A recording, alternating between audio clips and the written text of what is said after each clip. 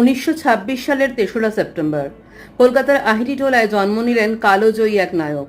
তার হাসি, তার অভিনয়, তার আবেগকে ছোঁয়ার ক্ষমতা। 4 দশক পেরিয়ে আজও তিনি মহানায়ক, আমাদের সবার প্রিয় উত্তম কুমার। একের পর এক হিট ছবি দিয়ে যিনি দর্শকের মন জয় করে নিয়েছিলেন, তাঁরই কিন্তু ক্যারিয়ার শুরু হয়েছিল ফ্লপ দিয়ে। এককালে যাকে তার অনুগামীরা গুরু বলে ডাকতেন, সেই তাকেই ইন্ডাস্ট্রিতে ক্যারিয়ারের শুরুর দিকে ফ্লপ মাস্টার জেনারেল বলে ডাকা হতো। রূপলী পর্দার সঙ্গে যোগ ছিল না তার বাবা মায়ের।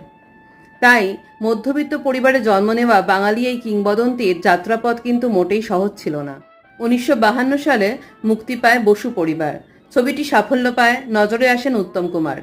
এরপর 1953 সালে 74.5 মুক্তির পর ঠিক কী ঘটেছিল তা আজ ইতিহাস। বাঙালির প্রেমের ভাষা আজও তিনি। বাঙালি প্রেমিক আজও শুনতে চায়, একবার বলো আমি উত্তম কুমার।